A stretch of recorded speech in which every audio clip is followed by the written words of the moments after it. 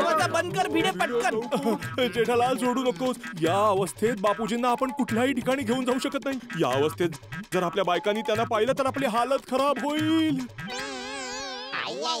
हो मी तर बघितलं आता. बघितलं म्हणजे ते सगळं माझ्या डोळ्यासमोर आलं की बापूजी खाली गेले तर काय काय होईल.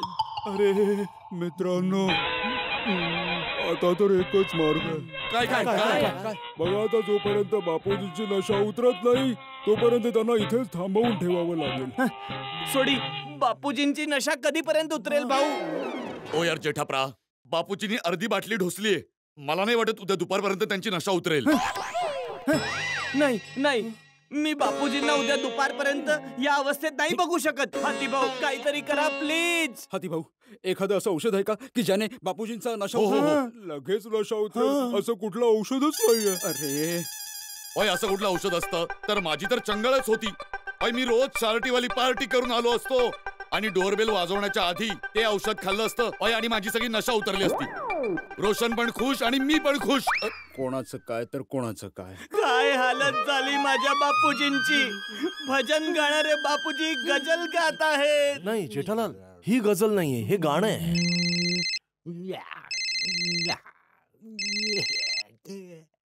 माझा फोन वाजतोय. हॅलो. हो हो हो, मी वरिष्ठ युवा पत्रकार पोपटलालच बोलतोय. हो हो, माझ्याच लग्नाचं बोलणं केलं होतं चंपक काकांनी. काका चंपू. अरे जेठालाल, बापूजींना सांभाळ जरा. मेहता साहेब, हे काय?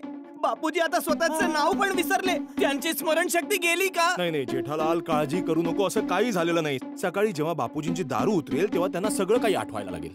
हो हाती भाऊ.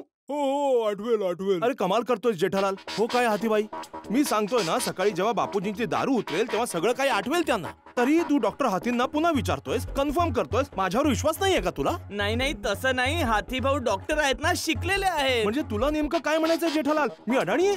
अरे त्यांनी तर पुस्तकं नुसती वाचली आहेत, मी तर लिहिली सुद्धा आहेत. तुम्ही मेडिकल सायन्सची पुस्तकं लिहिली आहेत? अरे तुम्ही नाराज होऊ नका, तुम्ही समजून घेण्याचा प्रयत्न करा. अरे तुम्ही लोक जरा समजून घ्या. मी तुमच्या पाया पडतो. आता हा काय वाद घालताय तुम्ही लोक? इतक्या कष्टाने बापूजींनी माझ्या लग्नाची बोलणी केली. हॅलो बापूजी फोन द्या. फोन द्या. अरे मी बोलतो. काय करताय मेहता साहेब? हॅलो. अरे तुमची मुलगी काय महिना आहे तिचा पोपटा बरोबर लग्न लावून देतोय? अरे पोपट आधीपासूनच कुणावर तरी प्रेम करतोय. कोणावर? अरे आपल्या छत्रीवर. अरे तो तुमच्या मुलीपेक्षा जास्त त्याच्या छत्रीवर प्रेम करेल. एक नंबरचा कंजूस आहे, कंजूस. आता फोन ठेवा आणि तुमच्या मुलीचं लग्न कोणी दुसरीकडे लावून टाका. चंपू. अरे बापूजी, माझा फोन. हॅलो. चालू आहे. अरे हे काय करून ठेवलं तुम्ही? मी संपलो, बर्बाद झालो. एवढ्या दिवसानंतर एक स्थळ आलं होतं. काय करू आता? 2 मिनिट मौन पाळू. अजून काय? जेठालाल, अरे भाऊ, तू तुझ्या लग्नाचं जरा सोड ना. आता बापूजींची नशा कशी उतरवायची त्याचा विचार करूयात ना भावांनो. हा बरोबर. पाणी, बापूजींवर पाणी मारा. पाणी पाणी पाणी पाणी पाणी पाणी पाणी पाणी पाणी पाणी पाणी पाणी पाणी. खाली ठेव ना, हे जरा खाली ठेव. हो. पाण्यावरून एक गोष्ट आठवली आहे. अरे पाण्याबद्दल एक गोष्ट सांगून गेलाय एक ज्ञानी. नाही सांगून गेलाय, नाही सांगतोय एक ज्ञानी. हो सांगतायत ज्ञानी. की साप चावलेला माणूस नीट आहे का? हो मुकर्रर. साप चावलेला माणूस कधीच नाही मागत पाणी.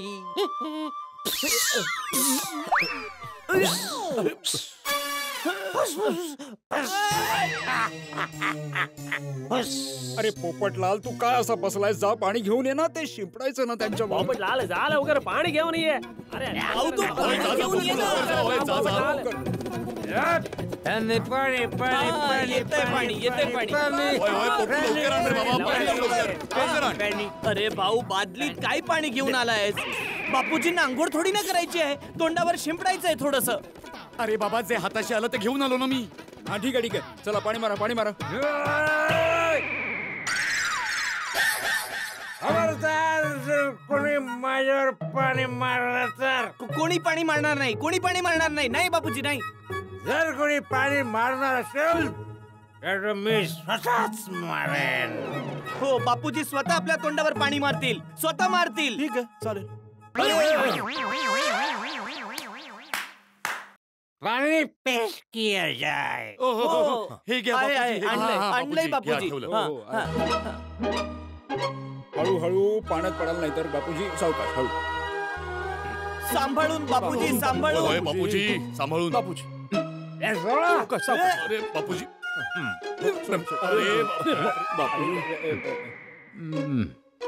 अरे सांभाळून बापूजी. थोडेसे थेंब बुडवा, एकदम थोडस. अरे बादली नाही उचलायचे बापूजी.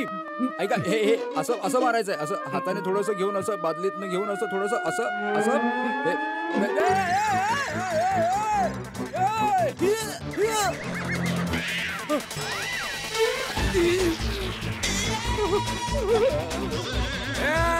होळी रे होळी.